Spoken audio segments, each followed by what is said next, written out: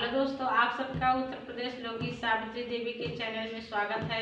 आप सबके लिए मैं प्यारा सा कसाम की कजरी गीत लेकर आई हूँ। कैसे लगेगा कमेंट बॉक्स में जरूर बताइएगा। अपना प्यार दुलार सबको आशीर्वाद बनाए रखिए। धन्यवाद।